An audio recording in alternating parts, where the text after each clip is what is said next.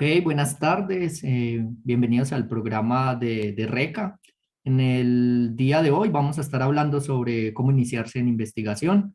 Bueno, mi nombre es David Fernández, yo hago parte del comité de RECA, entonces para el día de hoy vamos a estar compartiendo este tema que creo que es de suma importancia, especialmente para los estudiantes que están buscando una oportunidad de hacer un posgrado y también para aquellos que apenas están en esa etapa de la carrera donde todavía uno no define bien qué es lo que quiere hacer o cómo se hace. Entonces, bueno, creo que es un tema de bastante relevancia y esperemos que sea de su agrado. Y vamos a tratar entonces de hacer las preguntas que consideren y hacer de cierta manera que sea un poco más que haya un poco más de interacción. Bueno, entonces para empezar, como ven en el título, es cómo iniciarse en la investigación. Bueno, siguiente.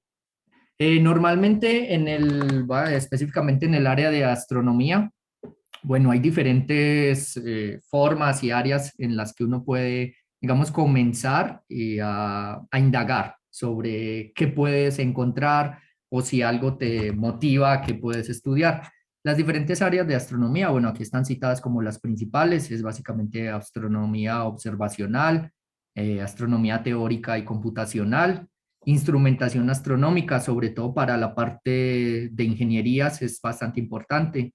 Hay mucha relación, por ejemplo, y desarrollo en la instrumentación, lo que es en óptica y en electrónica e inclusive también en mecánica, ¿sí? Porque muchos de los observatorios también tienen, digamos, contrataciones en este sentido de toda la parte que es optomecánica, entonces eso también es importante y tenerlo en cuenta si hay, por ejemplo, ingenieros en este programa, ¿no?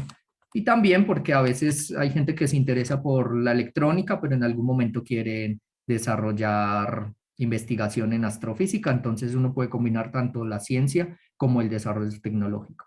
También, obviamente, la parte de la educación, pues esto es importante en el sentido de que no siempre vas a hacer investigación, porque dependiendo de la universidad a la que vayas, pues muchas veces tienes también como tus actividades de dar clases y todo eso, entonces es un área también importante y la divulgación científica. Entonces, estos son diferentes áreas que hay en desarrollo, digamos, todo no está hecho y que todavía hay oportunidades. De hecho, en Inglaterra hay una universidad que tiene un posgrado en divulgación científica, específicamente en divulgación astronómica. Se me pasa el nombre de esta universidad, pero bueno, luego lo estaremos También compartiendo. Leiden también tiene Ok. un programa de maestrías en comunicación de la ciencia y apropiación social de conocimiento. Ujú.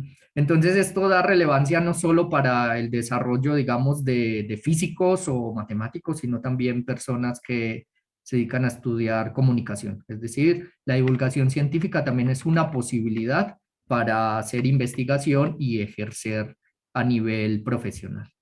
Si vamos, siguiente, adelante. Dentro de la parte también de astronomía teórica y computacional, pues hay muchas, como pueden ver, subramas. Obviamente, a medida que uno va como evolucionando en el estudio de estos conceptos, digamos a nivel de maestría, uno empieza a ver ciertas materias, pero a medida que vas avanzando en tu doctorado o en tu posgrado, entonces ya uno se va focalizando más en ciertos temas. Por ejemplo, en astronomía teórica y computacional, pues hay, ¿no? Hay muchas ramas, digamos, que uno se puede desviar y puede indagar, como la astrobiología, la astroquímica, astropartículas. Bueno, como su nombre indica, todos son astro algo, ¿no? Astronomía extragaláctica y sobre todo, por ejemplo, en mi caso particular, que me enfoco mucho a la parte de cosmología. Pero también hay muchas cosas, entonces digamos que algunas de ellas bueno, requieren del desarrollo de simulaciones, entonces de ahí la importancia también de como de adquirir esas habilidades en programación, resolución de problemas, que es básicamente lo que se evidencia y lo que las universidades intentan como que nosotros podamos adaptar y podamos aprender. Y todo eso se va a aplicar en algún momento al estudio y al desarrollo de la astronomía, bien sea ya desde la maestría. Todo esto requiere de esas habilidades básicas, resolución de problemas, pensamiento matemático, pensamiento computacional, todas estas todos estos pensamientos y todas estas habilidades que uno puede desarrollar durante la carrera. Entonces, todo eso es importante para tenerlo en cuenta para el desarrollo de maestrías, etcétera. Ahora, muchas de las, bueno, aquí tenemos como qué carreras involucran investigadores. Resulta que a veces tenemos una idea muy sesgada de que si eres investigador, entonces vas a estar afiliado a una universidad y ya hasta ahí quedó. Resulta que en muchos, digamos, empresas, sobre todo constituidas, por ejemplo, empresas como Intel o empresas de desarrollo tecnológico, pues requieren de ese tipo de académicos y no solo académicos, sino también investigadores en esas áreas. Entonces, por ejemplo, en la academia, como lo decía, bueno, podemos encontrar profesores, inclusive estudiantes. Tengo entendido que muchas maestrías o doctorados también asumen como ese rol de profesor, como asistentes de curso, etcétera. Y ahí también se encuentran los postdocs. También las posibilidades de trabajo, entonces se encuentran como editores de revistas científicas, también escritores científicos, ciencia de datos, que ahorita la ciencia de datos es algo que, digamos que hay un boom. Muchas veces no nos alcanza el tiempo para adaptarnos a un nuevo desarrollo tecnológico. Entonces, una aplicación que salga hoy, muchas veces ya para mañana va a estar evolucionando y cambiando. Entonces, de ahí la necesidad de muchos científicos de datos y sobre todo desarrollo de software y esta parte, que son habilidades que se adquieren en la carrera y que son aplicables no solo al campo de la astronomía y la astrofísica, sino también al campo laboral. Por ejemplo, Intel, que es una empresa pues, de procesadores, tiene mucho desarrollo en este campo, sobre todo diseño de software, diseño de circuitos, diseños electrónicos, que a su vez esos son utilizados, digamos, en el campo de la astronomía, como el desarrollo de SSDs para las cámaras, todo eso tiene una aplicación, digamos, inmediata. Desde mi punto de vista hay dos diferencias, ¿no? Una que está relacionada con ciencia básica y otra que está relacionada con ciencia aplicada. Y en la ciencia básica es donde la mayoría de nosotros, digamos, vamos a estar o estamos, que son básicamente conocimiento general acerca del universo. Y no es un estudio que tenga un impacto a corto plazo. Normalmente estos estudios tienen un impacto mucho más largo plazo que en otros campos de investigación. Y también obviamente tenemos pues la divulgación científica, que también es un aspecto importante, o sea, parte de nuestra responsabilidad social es poder dar a conocer al mundo todos estos desarrollos y toda esta ciencia que se hace, digamos, en los últimos tiempos. Y bueno, siguiente. De hecho, acá, no sé si recuerdan alguna noticia, pero Pep Guardiola, para su fichaje y todo su, digamos, el, ¿cómo le dijera? Para el fichar jugadores, muchas veces contrató a 4 astrofísicos. ¿Por qué astrofísicos? Entonces, porque en ese sentido, digamos que tiene un impacto en el desarrollo tanto de algoritmos como en el análisis de datos, ¿sí? Entonces, todos estos, por ejemplo, en el caso del Manchester, pues es casi que la ciencia aplicada al servicio de un deporte como es el fútbol. ¿En qué sirve esto, por ejemplo? Lo discutí alguna vez, pues en poder fichar jugadores. Tenemos bases de datos enormes de jugadores en todo el mundo. Entonces, al hacer ciencia de datos a través de astrofísicos, entonces podemos determinar, no sé, por decirlo, cuáles son los jugadores más rápidos en tal país. Entonces, de acuerdo a las necesidades que se tenga, bien sea como empresa, porque los equipos de fútbol básicamente funcionan como empresas, entonces, de acuerdo a esas necesidades, pues hay contratación, ¿no? De científicos. Y de hecho es mucho más, digamos, efectivo contratar como tal un científico que tiene de cierta manera unas bases con menos sesgos estadísticos, por decirlo de alguna manera, y menos prejuicios, y por lo tanto puede dar un diagnóstico un poco más acertado, basado siempre en los resultados de datos y en el análisis de datos. Entonces, para ahí pueden fichar también en algún momento por un trabajo en el Manchester. Entonces, bueno, ahora, Muchas veces esto que nos preguntamos entonces, ¿cuándo empezar una investigación? Digamos que desde la universidad nosotros nos podemos ir familiarizando con las investigaciones que se hacen, ¿no? Inicialmente puede ser un proceso un poco más lento, sobre todo en el sentido de que muchas veces en la carrera pues no vamos a desarrollar como tal una tesis que va a revolucionar el mundo. Bueno, puede ser, sí, pero pues es algo que se va construyendo y entonces, ¿cómo empezar eso? ¿Sí?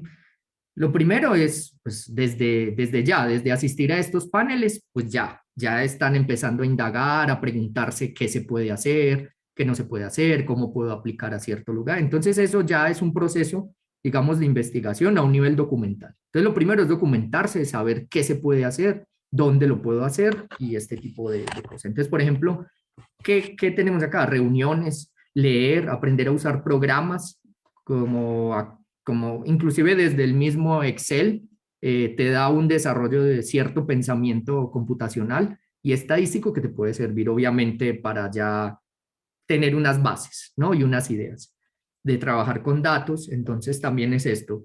La invitación a asistir a seminarios, por ejemplo, muchas veces he visto que, sobre todo ahora en tiempos de pandemia, los webinars, todo esto ayuda a crear un poco más de conciencia y tener acceso a esos seminarios. Por ejemplo, sé que la Universidad de Chile, por ejemplo, sus seminarios ya son abiertos, ¿sí?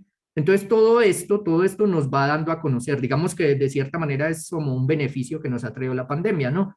De poder enterarnos de cosas que se hacen en otros lugares y sobre todo de poder asistir a seminarios, inclusive con premios Nobel y cosas que antes, digamos, no teníamos un acceso tan fácil. Entonces, todo esto es de mucha gran ayuda. Siguiente. Entonces, claro, ¿cómo involucrarse? Como les decía, asistiendo a seminarios, conferencias, siendo partes de grupo de investigación. Eso es importante porque eso como que te va familiarizando también a poder trabajar en equipo, a conocer cómo se trabaja, digamos, en cuanto hay colaboraciones con diferentes grupos. Entonces, todo esto también es en sus universidades. Hay pequeños grupos, no sé, lo hablo por lo menos en el de la Antioquia, en mi caso yo era de la Facultad de Educación y estaba el grupo dedicado a enseñanza de las ciencias exactas y naturales, había otro grupo dedicado a pedagogía, bueno, diferentes grupos, porque esto va a ayudar a que tu currículum tenga mucho más peso si has pertenecido a algún grupo de investigación. En particular en Colombia, por ejemplo, a grupos que estén afiliados a Colciencias. Estos grupos ayudan, digamos, a que tú tengas ya como cierto bagaje y también muchas veces la pertenencia a estos grupos de investigación te permiten participar en seminarios, digamos que hay ciertas ventajas, ¿no? Porque muchas veces dan apoyos, pero dan apoyo al grupo de investigación. Entonces, sí, esto es muy importante. Participando en actividades de divulgación científica, por ejemplo, el planetario hace muchas charlas y todo esto. Entonces, todo esto, digamos que ayuda a tener un bagaje como mucho más amplio y son pequeños pasos que te van como encaminando a lo que quieres en algún futuro investigar o lo que no quieres también. Por lo general uno se da cuenta de lo que no quiere y ya después va enfocándose a lo que realmente piensa que le gusta y al final, si eso te termina gustando, trabajando con profesores de la facultad, claro, cada uno, muchos de estos profesores, esto va muy de la mano de ser parte de un grupo de investigación. Hay muchos profesores en las facultades que lideran estos grupos, entonces sí, trabajar con esos profesores y trabajar de buena manera también, esto te puede ayudar en un futuro para obtener una buena carta de recomendación y que eso es muy importante, ¿no? Porque en algún momento eso ayuda. Participando en actividades de RECA, obviamente, sí, porque como ven, el programa pues es amplio, ¿no? Ahorita también hay muchos lugares donde se puede indagar, RECA tiene diferentes links, si exploran un poquito la página web, se van a dar cuenta de las cosas que hay ahí que son importantes que le pueden ayudar. De pronto acá no, bueno, no está plasmado. Otra cosa que puede ayudar mucho es en sus universidades buscar materias selectivas. Por ejemplo, en el caso de la Facultad de Educación, aunque yo soy licenciado y tengo digamos, una formación en pedagogía didáctica, hay gente en ciencias exactas, pues que eso no les va. Pero en mi caso, mis materias selectivas, por ejemplo, fueron en cosmología, en relatividad y en astrofísica. Entonces, de cierta manera, eso ayudó a que mi currículum estuviera un poco más acorde al momento de aplicar por una beca para estudiar astrofísica. Entonces, también en sus facultades, preguntarse por esas materias. Por ejemplo, en el caso de la Universidad de Antioquia, que está pues ya la carrera de astronomía, pero muchas veces ya puedes ir en la mitad y darte cuenta, bueno, quisiera ver este curso más especializado, entonces tratar de las posibilidades y preguntar cómo se pueden acceder a esos cursos. Entonces eso también ayuda mucho a que tu hoja de vida crezca. Bueno, adelante. Para empezar, entonces, ¿qué se debe hacer? Entonces, como les decía, definir un tema, digamos, que sea de su interés, o por lo menos saber qué no quieren hacer, porque parte de, digamos, del éxito está en la motivación, ¿sí? Entonces, parte del éxito de que tú tengas buenos resultados en algo es también en ese sentido la motivación.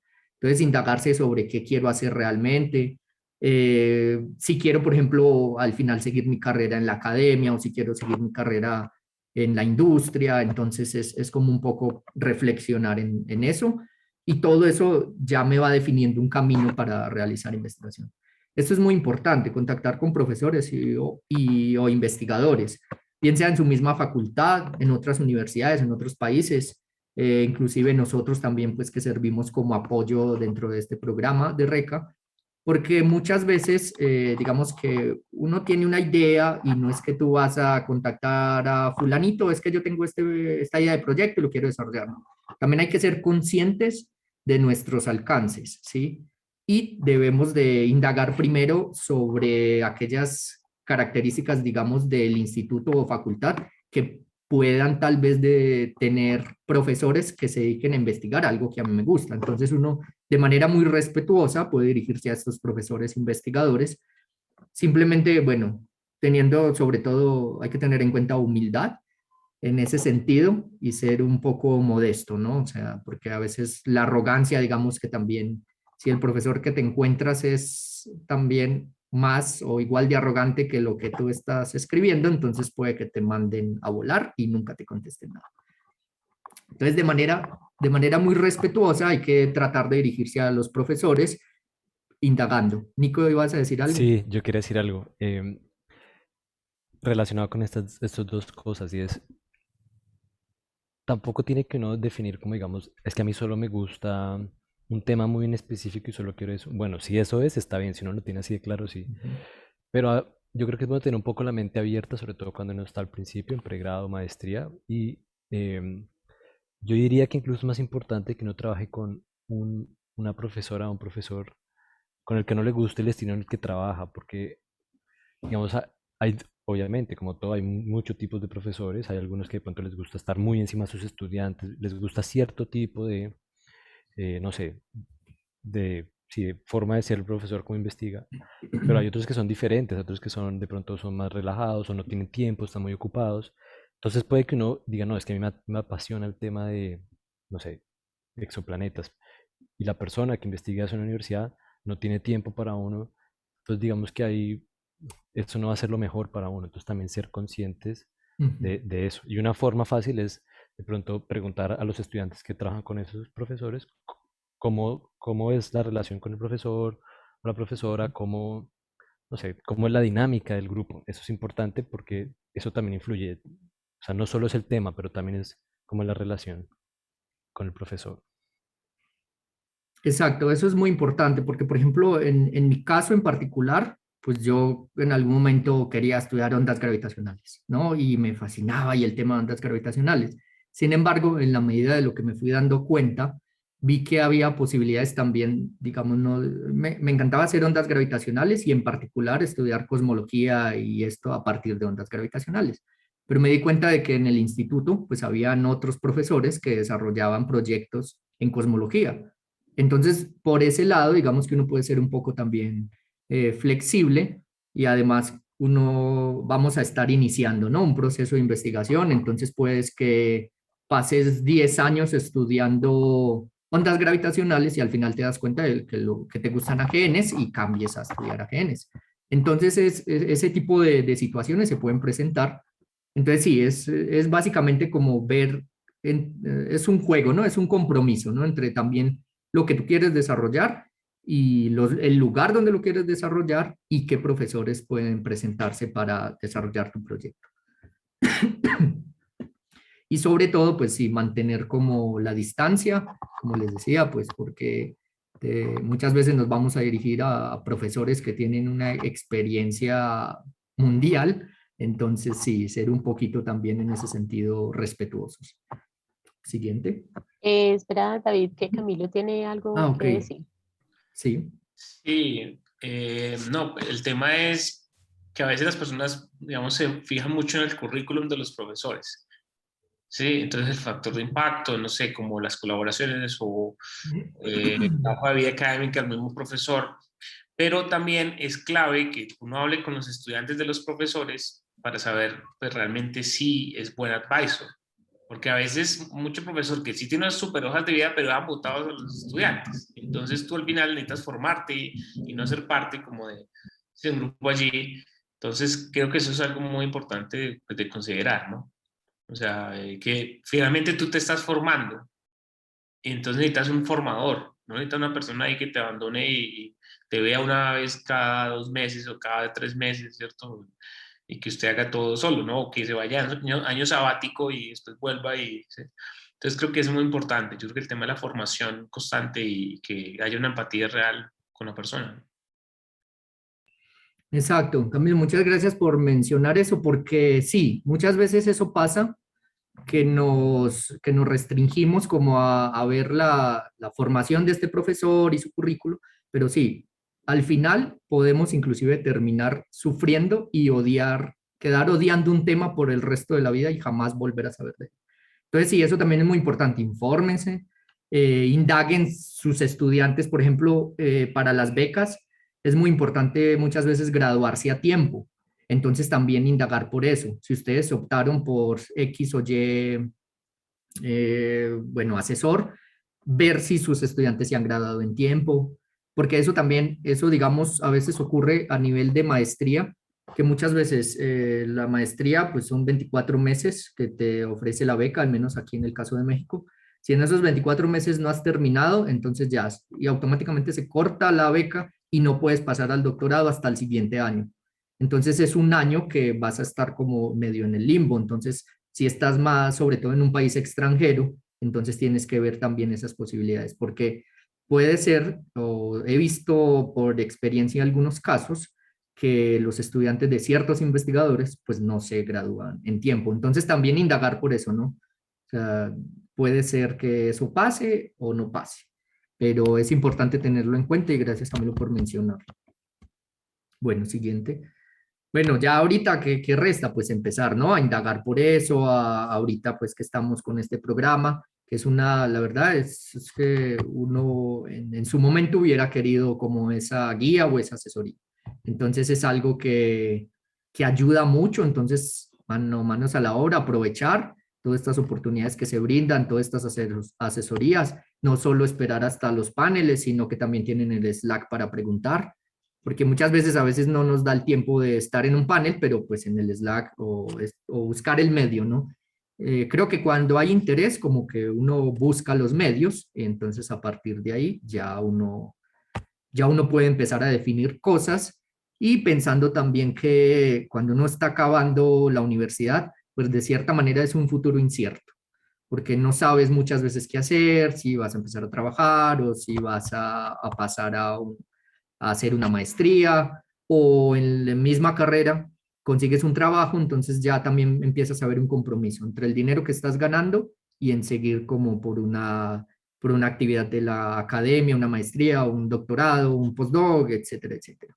Entonces sí, eso es importante tener en cuenta, también definir como nuestras prioridades, porque pues al final, si vamos a optar por esto, pues sí, es hacer investigaciones, básicamente como generar un nuevo conocimiento que le estamos dejando a la humanidad, ¿no? Puede ser algo muy pequeño, pero es algo nuevo, ¿no? Es algo que nadie sabía o nadie había notado antes. Entonces, esto es importante. Bueno, y entonces acá, pues cómo mejorar mi experiencia, mejorar mi currículum con el fin de ser, digamos, más exitosos a la hora de obtener las becas y apoyos. Porque muchas veces queremos hacer mucho, pero pues no encontramos los medios. Entonces, todo esto que se ofrece, digamos, de asesorías en este programa de RECA, pues es una visión de experiencias y una forma de demostrar que sí es posible, ¿no? Que a veces también, digamos que mentalmente nos cerramos un poco a que no se puede hacer porque no hay plata. Entonces, si los medios los hay, simplemente es indagar por ellos. Entonces, sobre todo esto, este tipo de cosas ayuda mucho al currículum, como es organizar seminarios y reuniones dentro de la facultad. Por ejemplo, pueden ser reuniones que, bueno, simples, en particular en muchos de los institutos. Por ejemplo, se organiza un café y astronomía, o sea, es simplemente media hora que vamos a compartir un artículo y eso al final se vuelve, en algunos casos, digamos, institucional. Entonces, cuando esto se institucionaliza, pues ya eso pesa en tu currículo, ¿no? Entonces, es algo que tal vez no pueda quitar mucho tiempo, pero por ejemplo, organizar un café y astronomía, ese tipo de cosas, digamos, va a ser media hora, discutimos un artículo, ¿no? Mientras nos tomamos un café y ya cada uno pues sigue en sus actividades, que aparte sirve muchas veces que estamos llenos de cosas, pero bueno, sacar un tiempo para hacer un break o algo, esto ayuda a despejar la mente, a oxigenar el cerebro y muchas veces nos ayuda a posteriormente resolver algún problema en el que estemos atorados o inclusive compartir algún problema que no podemos resolver o al X o Y cosa. Eso ayuda mucho cuando luego se institucionaliza este tipo de espacios. Asistir a escuelas de verano o invierno o pues lo que sea, ¿no? En general a workshops o este tipo de cosas. Eso también ayuda mucho y sobre todo si posteriormente vamos a aplicar a cosas de astronomía, entonces enfocadas en ese sentido.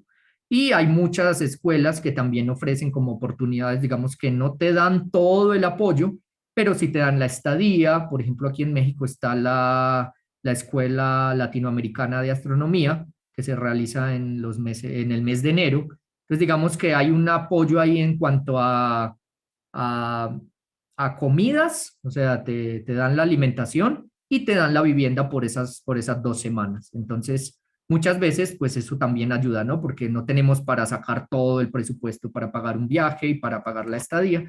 Entonces, eso es uno de los ejemplos que pueden ayudar bastante.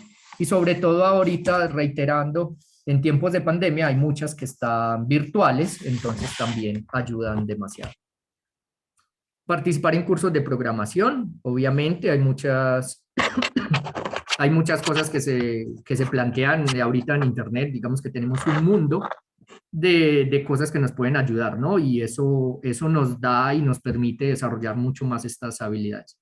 Igual, asistir, participar en actividades de divulgación, dedicar tiempos a enseñar, por ejemplo, en la facultad en la Universidad de Antioquia, ser monitor, pues eso te ayuda mucho a estar afianzado, por ejemplo, en mi caso, en los temas de cálculo. Yo fui monitor en la Facultad de Ingeniería de cálculo 1, luego cálculo 2, luego cálculo 3 y varias materias, ¿no? Entonces eso te ayuda mucho, sobre todo al momento de aplicar, porque eso te da un bagaje. Por ejemplo, aquí en México está el caso de los cursos propedéuticos, que básicamente lo que vas a hacer es un repaso de toda la ciencia, de todas las materias, digamos, de básica que viste. Y aprender a utilizar herramientas útiles en astronomía, obviamente. Y reiterando otra vez, ser parte de RECA, eso, al final creo que eso va a ser un plus también, porque por lo menos ya ustedes van a estar un paso adelante sobre las otras personas que, digamos, no tienen este conocimiento o todavía no están en proceso de saber cómo preparar un currículo, una hoja de vida, una carta de motivación. Entonces, digamos que eso los hace que ustedes estén un paso adelante. Y al final estamos en un mundo competitivo, ¿no? Entonces, todo esto va a hacer y ayudar que ustedes puedan mejorar sus habilidades, su carta de presentación básicamente hacia el mundo. Bueno, vamos en la siguiente. Esto es importante, como les decía ahorita, aprender cosas de programación, pues esto ayuda, y no solo en astronomía, sino que también en general en el desarrollo de problemas científicos y en el desarrollo de problemas digamos que ahorita todo el desarrollo de aplicaciones, de todo esto, pues requiere programadores. Entonces, Desde mi punto de vista, en un futuro, yo creo que van a ser mucho más necesario, muchos más programadores, porque vamos a tener demasiado flujo de información y el problema cuando tenemos ese flujo de información es organizarla, analizarla y poder sacar conclusiones a partir de ciertos datos. Entonces, en el caso de programación, pues ahorita está Python, que no solo se utiliza en astronomía, sino en muchas cosas. El IDL, que fue un programa, digamos que ahorita está quedando un poco más relegado. La diferencia entre Python y IDL, muchos de los desarrollos en astronomía se hicieron en IDL. El problema es que ya ahorita, como no es un software, digamos, libre, bueno, es un lenguaje interpretado, pero hay que pagar una licencia y normalmente esas licencias son caras. Entonces, muchas veces, si nosotros queremos utilizarlo en alguna escuela o en algún evento, pues ya IDL, digamos que está quedando de cierta manera un poco más obsoleto. Bueno, C, C++, Fortran, etcétera, esos lenguajes son más robustos y sobre todo se utilizan en el desarrollo de simulaciones o resolución de problemas con ecuaciones diferenciales porque son mucho más robustos y más rápidos. Python y IDL, digamos que son un poco más lenguajes más interpretados, ¿no? Entonces, pues sí, hay que tener, no soy experto en esto, entonces simplemente menciono como las ideas básicas. SQL, que por ejemplo se utiliza mucho para búsquedas en bases de datos en astronomía, como el Sloan Digital Sky Survey y entre otros. Entonces, sí, todas esas herramientas, si ustedes tienen como cierta idea, digamos que eso les va a facilitar no solo el desarrollo de las materias que empiecen a ver en astronomía si llegaran a estar en algún momento en una maestría o en un doctorado, porque de cierta manera te da una ventaja, ¿no? Que ya no tienes que empezar a aprender desde cero, sino que ya tienes un bagaje, entonces eso ya te facilita ciertas cosas.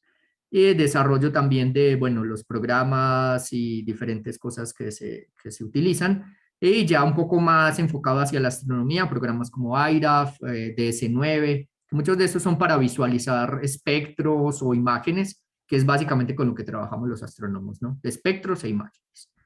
QFIXView, esto sobre todo es para el desarrollo de astronomía observacional. Y algunos programas para reducir datos, que al final vamos a tener ahorita que se vienen nuevos telescopios, nuevos instrumentos, cada vez más poderosos, más potentes. Vamos a tener un montón de datos y vamos a tener posibilidades de trabajo ahí, pero esas posibilidades de trabajo pues requieren analizar cantidades de información del tamaño de, ¿no? Terabytes, no sé, cosas de estas.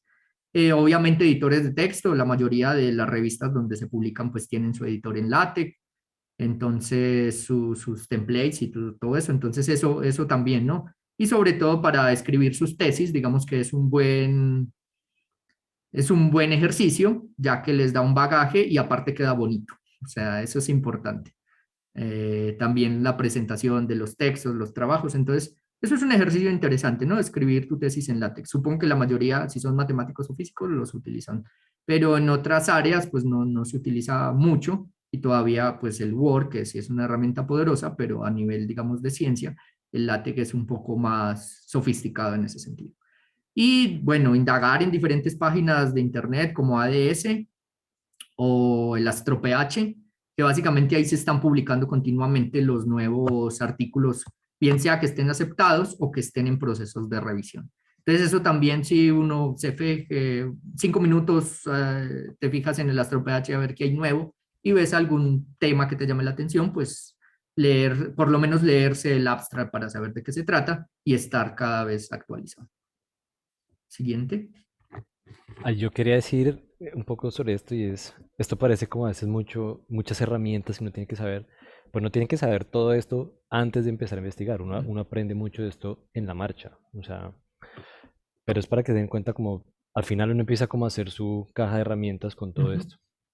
En particular, digamos, los artículos, mi opinión personal es que uno de estudiante pero no tiene tanto que preocuparse como por leer y entender todos los artículos, más como para darse una idea, o sea, primero acostumbrarse a uno saber, ok, aquí está la literatura científica en estas páginas, saber que están ahí y saber más o menos qué temas están hablando, ¿no? Para ver, o sea, qué está pasando.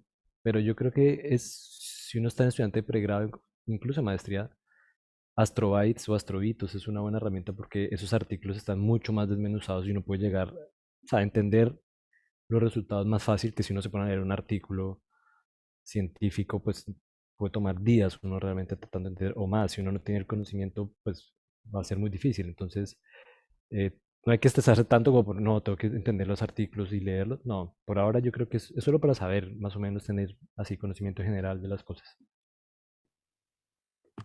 Y ya. Exactamente, sí, es como para saber dónde están, que eso es a veces lo que nos hace falta, ¿no? Que saber dónde están, porque no, muchas veces no basta con googlearlo, sino que saber dónde ir a buscar la información, que básicamente muchas de esas cosas es las que aprendemos en el pregrado, o sea, saber dónde ir a buscar, ¿no? Porque muchas de las cosas ya probablemente estén hechas, pero sí saber qué puede ser nuevo y etcétera, pero sí, como dice Nico, a veces tarda uno, ¿no? En solo presentar los resultados de un artículo que, por ejemplo, uno no lo desarrolló, sino que alguien más lo desarrolló. Entonces, sí, a veces es complicado y toma tiempo, pero sí, un poco para que se enteren dónde pueden buscar, digamos, literatura especializada en astronomía. Digamos que hay otras herramientas en español como Dialnet y otras bases de datos que, por ejemplo, en la Universidad de Antioquia muchas veces ofrecen ciertos cursos sobre bases de datos, entonces también sí, es un poco para entender eso. Bueno, siguiente. Normalmente, bueno, obviamente cómo se evalúa mi productividad, pero esto es inicialmente en el pregrado, pues normalmente uno a lo mucho, en el mejor de los casos, podrá publicar un artículo durante su pregrado, ¿no? Pero lo que sí es que, por ejemplo, los proceeding en congresos, ese tipo de cosas, eso sí, digamos que uno lo puede hacer en el pregrado y eso puede ayudar a mejorar. Normalmente, pues, están las publicaciones, que es bueno, el número de artículos que tenga, el número de citas, bueno, y los diferentes índices que se utilizan para evaluar la productividad. Pero esto ya es un poco, digamos, que cuando ya tú te metes más a desarrollar investigación y entonces ya empiezas a publicar y empiezas a hacer esto. Por ahora, sí, esto es una parte que en el pregrado, pues es importante saber cómo miden esta productividad, sobre todo para lo que planteaba, creo que era Camilo, de buscar también a ver cómo es la productividad de los asesores con los que yo vaya a trabajar y cómo es, ¿no? Todo, cómo está, digamos, su nivel de investigación y etcétera. Porque pueden haber también que a veces no se encuentre gente que no es tan productiva, pero que tiene, pero eso es un compromiso siempre entre si tiene muchos artículos, pero pocas citas, o si tiene un par de artículos, pero muy citados, ¿no? Entonces hay, por ejemplo, artículos, hay gente que tiene, no sé, 20 30 artículos, pero tiene 6.000 citas. Entonces, sí, es ese tipo también de cosas, ¿no? Entonces, como eso, así en parte se mide como tu productividad. Es un compromiso entre el número de artículos y el número de citas. También, bueno, propuestas de tiempo de telescopio, pero como les decía, y los códigos que tú desarrollas y los montas en páginas web y todo esto. Pero sí, esto es ya un poco más cuando ya tú te metes a hacer investigación. El siguiente. Bueno, como les decía al principio, ¿qué opciones hay después de que te gradúas? Entonces, continuar con la academia, normalmente maestría o doctorado, o inclusive muchas veces se puede pasar directo al doctorado, dependiendo de la universidad donde apliques, etcétera. Pero bueno, normalmente digamos que este es como el esquema tradicional. Pregrado, maestría, doctorado, postdoctorado, segundo, tercer postdoctorado, y luego buscas una posición, ¿no? Permanente.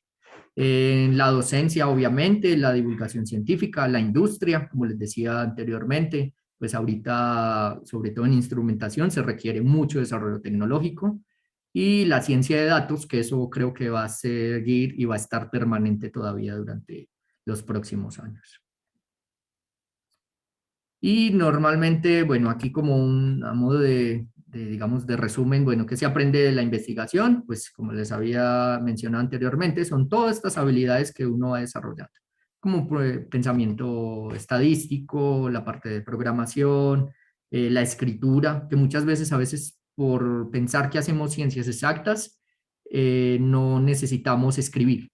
Pero esto es un ejercicio demasiado importante porque es cómo vamos a comunicar nuestras ideas. Entonces, simplemente escribir desde un cuento a todo esto ayuda a mejorar tus habilidades digamos, del lenguaje, porque puedes ser muy bueno resolviendo ecuaciones diferenciales, pero a la hora de escribir un resultado que va a leer una comunidad científica, nos quedamos bloqueados totalmente. Entonces, sí, el ejercicio de escritura no es solo para los que estudian lenguaje, historia, no, ciencias sociales, no. nosotros como científicos también debemos ser buenos escritores. Y de hecho hay, por ejemplo, ¿no? Científicos, bueno, se me olvidó el nombre en este momento, pero tienen su libro famoso de divulgación que es los 3 primeros minutos del universo. No recuerdo exactamente, pero si se fijan la calidad de la prosa que hay ahí, pues sí, no pensaría uno que es de un científico, porque a veces nos tildan un poco más de cuadriculados y de que así. Pero entonces, sí, en este caso, digamos que es necesario tener una buena tanto comprensión lectora como capacidad para comunicar ideas. Y esto, sobre todo, pues uno necesita hacer el ejercicio, ¿no? De escribir. Entonces, por ejemplo, si el simple hecho de escribir, de hecho, buscar estos textos de astrobitos y todo esto, dan una idea de cómo puede ser una escritura, ¿no? Entonces, como para iniciar. La comunicación, bueno, las presentaciones, obviamente, divulgación, dar charlas también, porque digamos que debemos de ser como un poco más integrales, ¿sí? Porque a veces podemos ser muy buenos científicos, pero no muy buenos seres humanos. O podemos ser muy buenos científicos, pero no saber cómo comunicar o transmitir una idea. Entonces, de cierta manera, digamos, al momento de una entrevista, podemos quedar bloqueados totalmente. Así sepamos del tema, pero podemos quedar bloqueados. Entonces, eso es interesante, ese ejercicio de dar charlas frente a un grupo, compañeros y todo eso, porque eso te ayuda a afianzar todas estas habilidades. El trabajo en equipo y obviamente, bueno, la resolución de problemas, que todo esto son habilidades que uno va trabajando durante el pregrado. El simple hecho de presentar un artículo, como les decía, en un café de astronomía, media hora, pues todo eso te ayuda a desarrollar esas habilidades, porque muchas veces en los congresos que asistimos no tenemos los 40 minutos para estar hablando como yo lo estoy haciendo acá. Entonces, sí es necesario ser muy puntuales también en eso y hacer ese tipo de ejercicios. Bueno. Yo quería agregar aquí en esta diapositiva fíjense que son muchas las habilidades y a veces cuando uno piensa en un o una buena científica, uno se imagina como, no sé, esa persona resuelve todos los problemas, no sé, hace muchas cosas, le rinde mucho, pero ser científico no, o sea, no es eso, o sea, son muchas más cosas y por ejemplo lo que dice David, saber escribir, o sea, no puede ser muy bueno analíticamente, resuelve todas las ecuaciones diferenciales del mundo, pero uno no es capaz de poner eso en una propuesta cuando uno está pidiendo tiempo de telescopio, está pidiendo tiempo para financiación. Nunca uno va a obtener eso. Entonces ahí uno va a estar frustrado, así uno sea como la mejor persona en matemáticas o en comunicación. Si uno, por ejemplo, no sabe cómo colaborar con otras personas, cómo acercarse, cómo coordinarlas con los proyectos, todas esas cosas también van a afectar la carrera de uno. Entonces no solo como yo creo que es quitarse un poco la imagen de que solo es ser muy bueno en matemáticas. Son muchas, muchas más cosas, de verdad. Por ejemplo, ser bueno en programación también, pero no solo ser bueno en programación.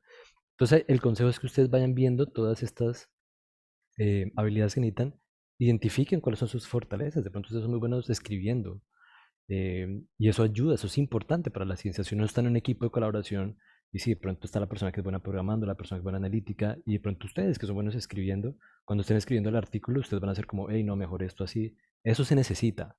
Entonces identifiquen en qué son buenos, fortalezcan eso y también en lo que son deficientes y traten de fortalecer eso. Pero es bueno tener esto, que ser científico, científica no es solo una cosa, son muchas.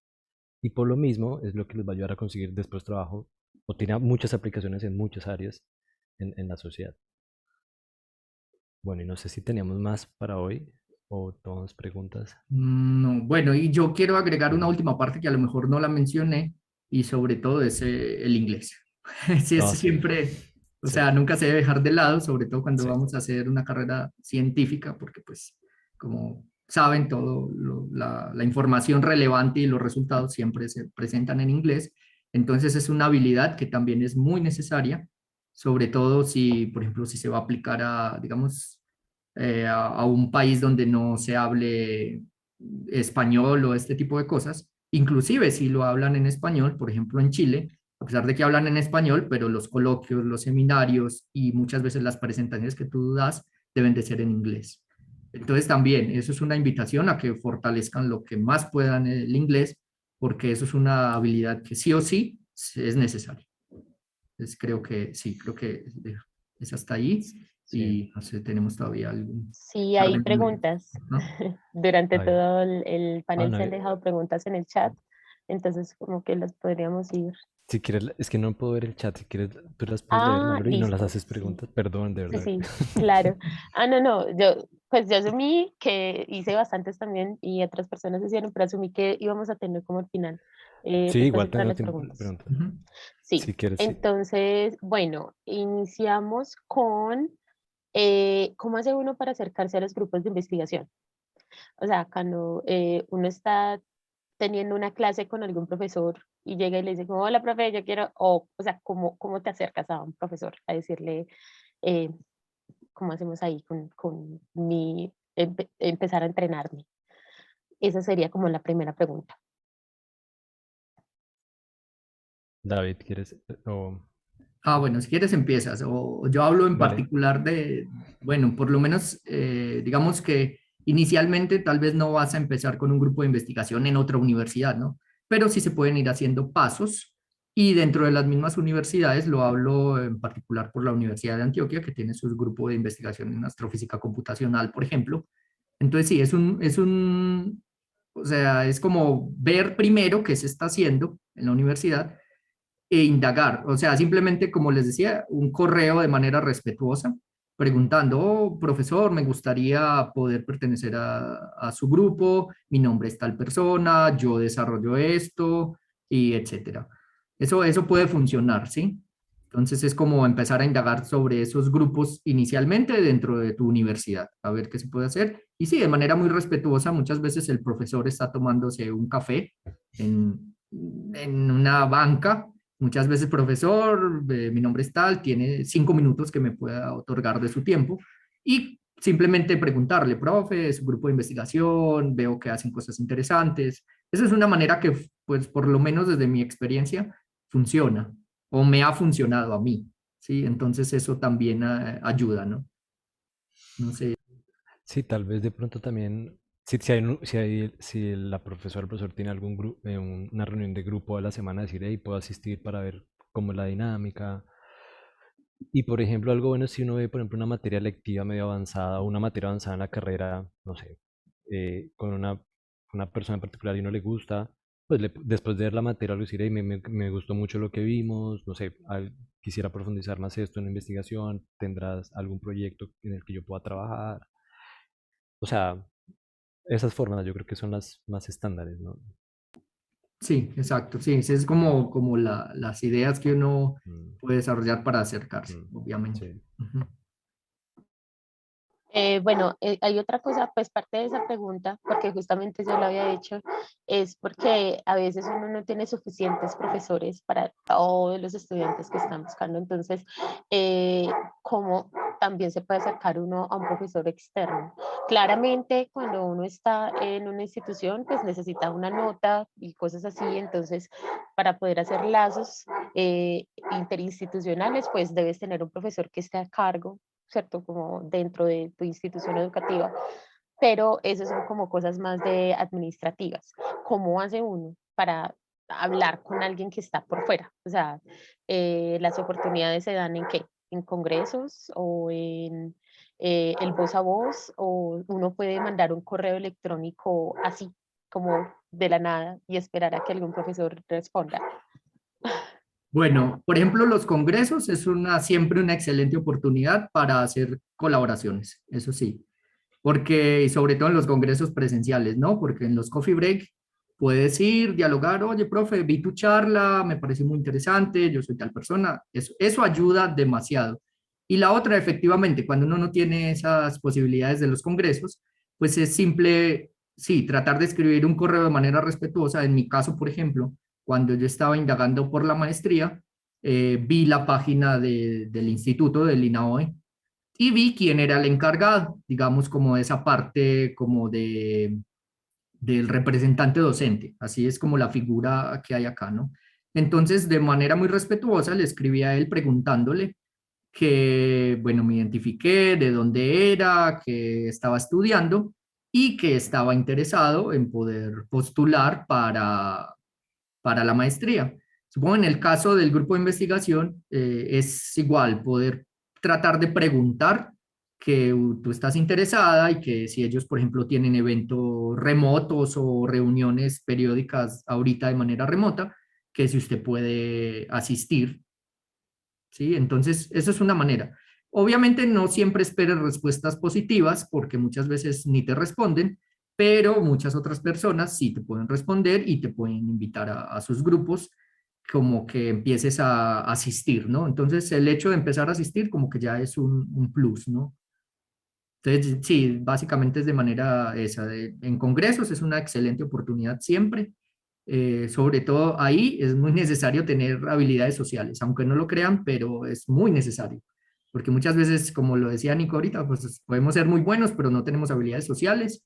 Y la mayoría de colaboraciones y todo eso que se genera es a partir de esas interacciones sociales que hay, bien sea en un coffee break, en la cena del evento, normalmente en todos los eventos congreso se hace una cena. En esos momentos que es un poco más informal, digámoslo de cierta manera, de manera muy respetuosa, se hacen, yo creo que de las mejores colaboraciones.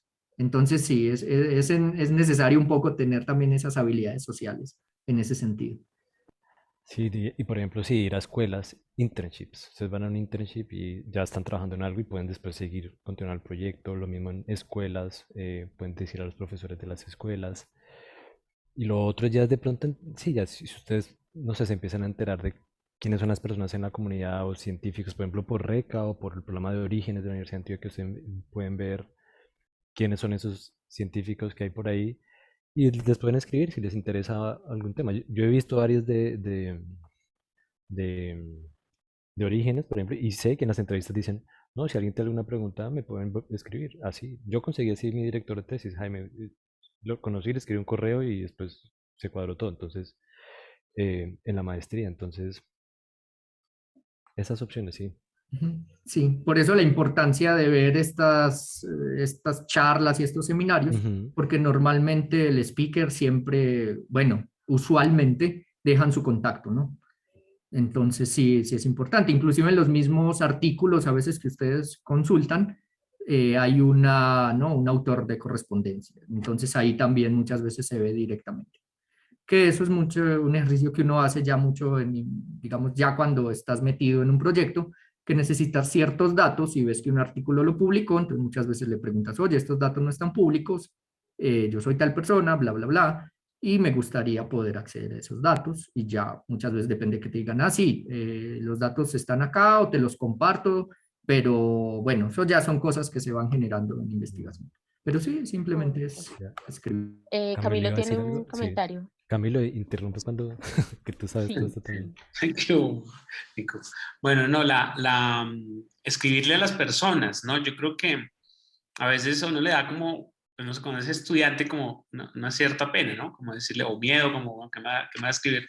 ¿Qué me va a responder el personaje? Y no, pues lo máximo que te puede decir es que sí, ¿cierto? Que te responde el correo porque, ¿cierto? Te va a poner a trabajar. Entonces, al final tú mandas un correo y no son más de 10 minutos. Tú puedes incluso generar un formato para escribirle a los profesores. Yo hice eso, digamos, entonces creé el formato y uno escribía a muchos profesores. Interesante es que a veces puede que no trabes con ellos, pero luego, pues, no sé, te dan muchas ideas sobre la investigación misma. Entonces creo que es interesante siempre estar hablando con personas que están un poco más arriba que tú en la carrera científica. Creo que es muy importante eso.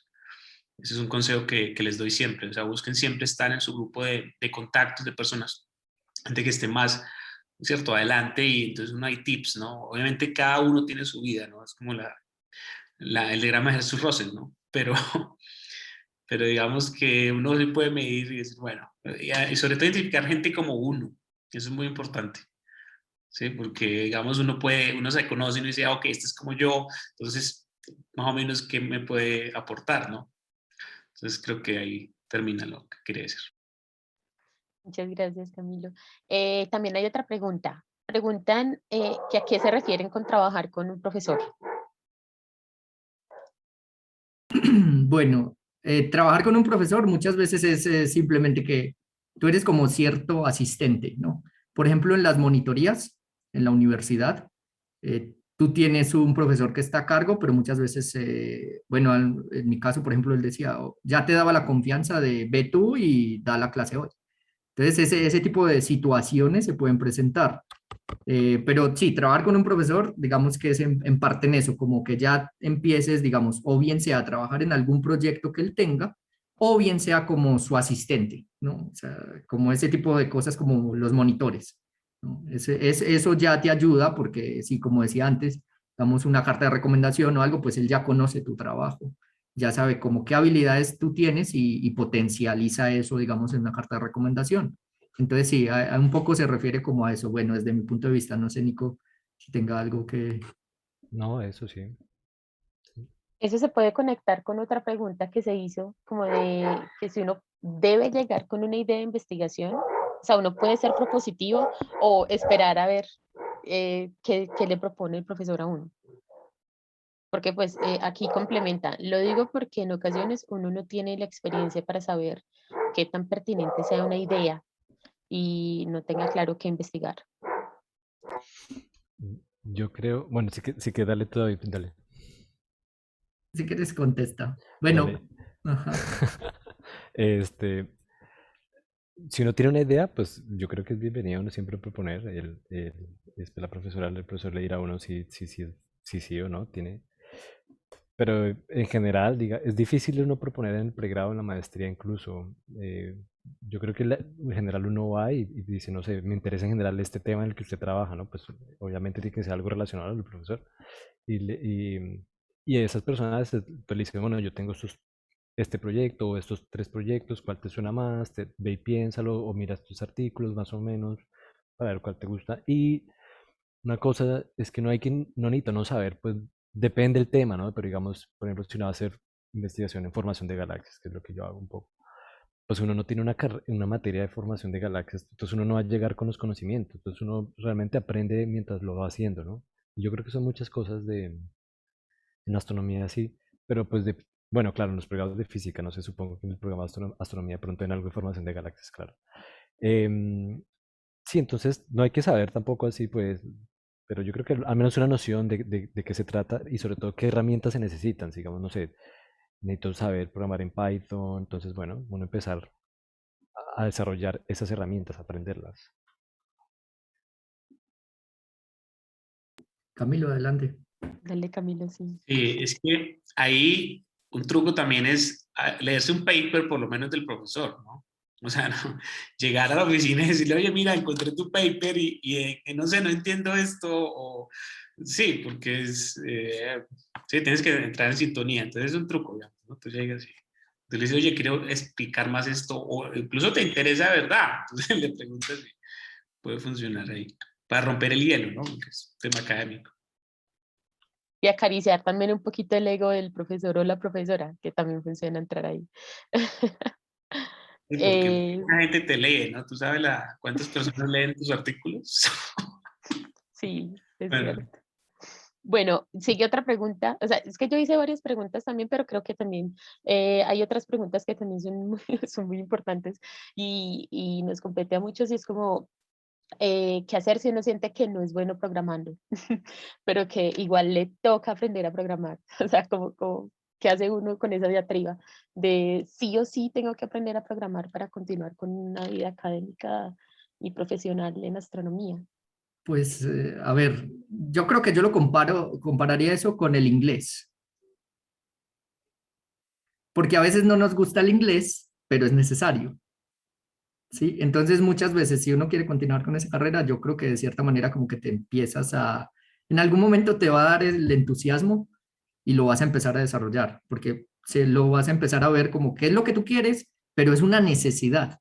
Así lo odio un poco en contra de eso. Entonces yo creo que sí, yo lo comparo mucho con el inglés, porque digamos que a lo mejor en el pregrado, todo eso, pues no era muy adepto de aprender inglés. De hecho, hice mejor en los cursos de francés para hacerle el quite al inglés. Entonces es un poco eso, pero ya cuando empiezas la maestría ya te das cuenta, madres, no, necesito el inglés.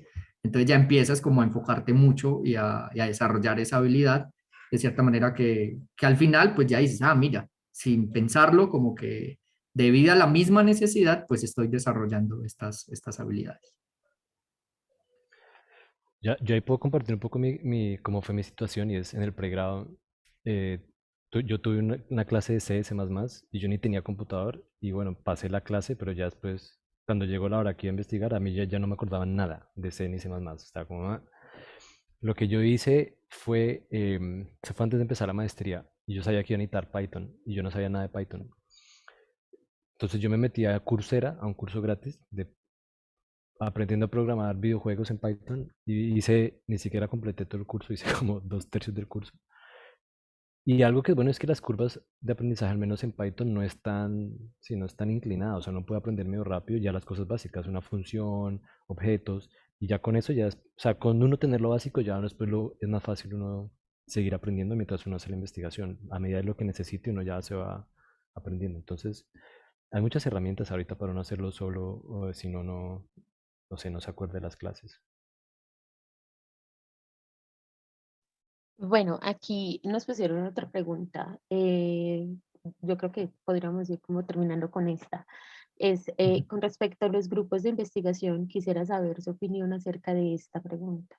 A la hora de escoger una universidad para realizar un posgrado, es mejor escoger la universidad basado en el currículo, así no haya grupo de investigación en la línea que a uno le gusta, o que haya un grupo de investigación en la línea que a uno le gusta, pero que no tiene un buen currículo a priori.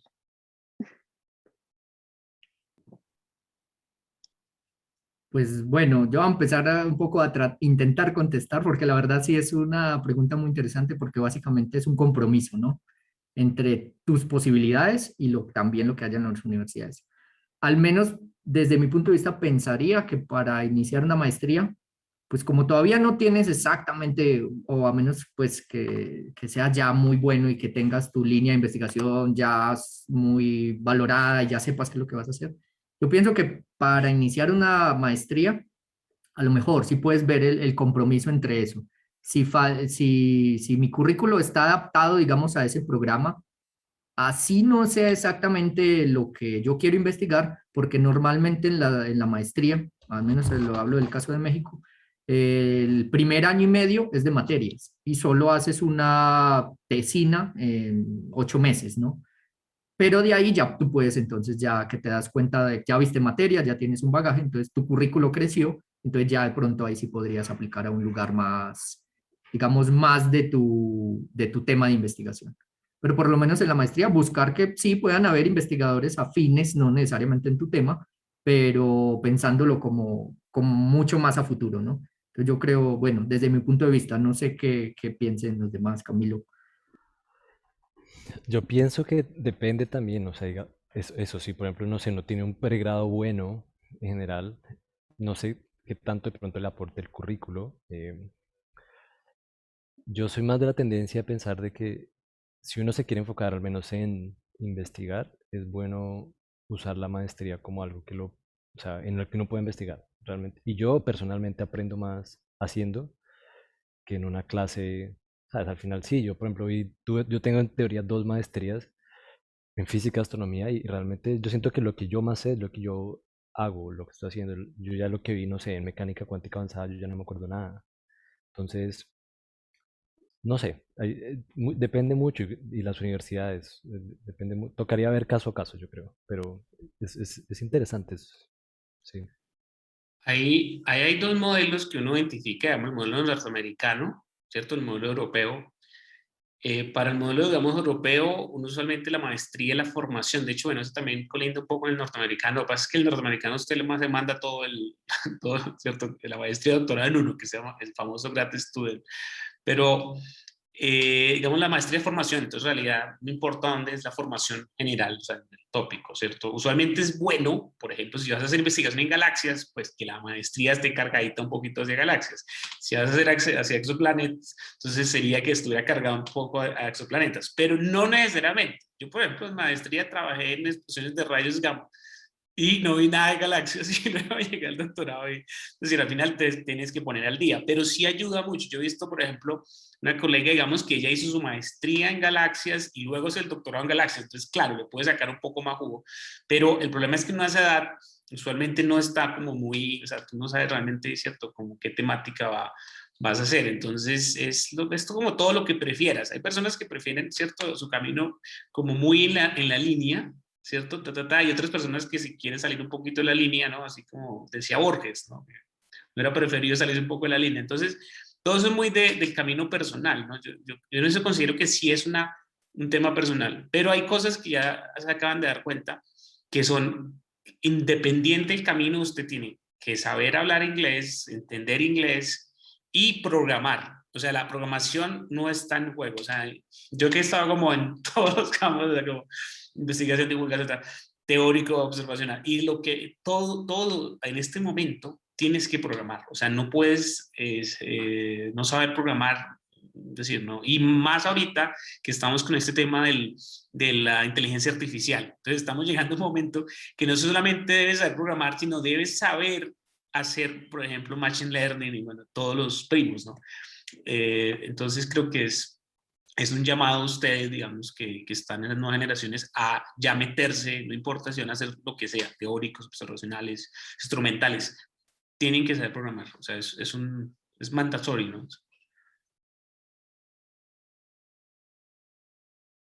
Bueno, bueno, sí, aquí es que me iba a saltar una pregunta, porque como que ya medio hemos mencionado, pero eh, recalcaron que le hiciéramos y sobre cómo hacer actividades con RECA o cómo contactar a la gente de RECA. Pues yo creo, digamos, para hacer investigación, supongo, ¿no? Está- Sí, sí, Pues yo creo que sí sirve es conocer, ¿no? Entonces, digamos, ustedes ya empiezan a ver, no sé, digamos, David trabaja en cosmología, ¿no? En galaxias.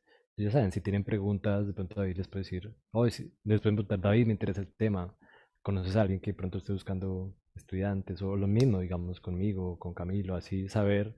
Se empiezan a ver la gente que esté más avanzada y puede preguntar por consejos de, no encuentro nada en mi universidad, me gusta este tema, este es mi currículo, esto es lo que sé, me pueden aconsejar. Yo creo que para eso somos comunidad, ¿no? Como para ayudarnos entre todos y no crean, digamos, para nosotros también es bueno esto, no es que estamos haciéndole un favor a ustedes. Si hay postdocs, por ejemplo, dentro de RECA, que los hay, para los postdocs es bueno también que tengan experiencia orientando a estudiantes. Y de pronto en la universidad los que están en los postdocs no tienen acceso a estudiantes, entonces les caerían súper bien trabajar con algunos de ustedes. Entonces ir a enterarse es preguntar, ¿no? Es preguntar, ir viendo y nada, claro. sí, ese es mi Yo consejo. quería Consejo. complementar un poco y es que uno en los canales de RECA, pues en el Slack de RECA hay un canal que es general, por ejemplo, que son de anuncios y en esos canales hay gente que está publicando cosas constantemente, entonces uno como que se da cuenta de quiénes son las personas que están como moviéndose, entonces uno puede, es como una forma más directa de escribirle a un profesor. Acá se habla mucho de escribir, pues en este panel de escribir de forma respetuosa un correo electrónico, pero sabemos que los correos electrónicos a veces son un poquito, tienen mucha fricción pues, en la fluidez de la información y un mensaje directo en el Slack podría ser una forma muy puntual de llegarle a un investigador o una investigadora. Claro está, teniendo pues en cuenta estas normas como de presentación, de que uno no va a llegar y decir qué hubo, cómo está, sino como, hola, me enteré que usted hace tal cosa y leí su paper y así en adelante, pero entonces usar los O vi canales la de RECA charla, o vi sí. la charla, claro, Ujú. y ahí, pues o sea, como aprovechen que está esa red que se está consolidando. Sí, exacto. Yo creo que pues para ir cerrando también el mensaje que, por ejemplo, ahorita que estamos nosotros, de cierta manera, como hay ya un grado de confianza un poco más alto comparado que si vas a escribirle a alguien más. Entonces, también, o sea, si, por ejemplo, nos escriben a nosotros, tal vez nosotros no hagamos eso, pero sí conozcamos un poquito más de quién puede hacer y más o menos conocemos a la persona y sabemos que de pronto la persona sí te puede apoyar. Entonces, ese tipo de situaciones también bienvenido. Como dice Mallory, el Slack es directo, entonces a veces sí, más fácil ahí contesta uno directamente. Entonces, sí, muchas veces si uno no lo sabe, pues sí, al menos uno, digamos que puede tener el conocido que sí sabe. Entonces, sí, siempre es eso, ¿no? Dicen que necesitamos nada más conocer 7 personas para contactar cualquier otra, ¿no? Entonces, pensando un poco en ese sentido, pues se forma una cadena de comunicación y eso ayuda mucho.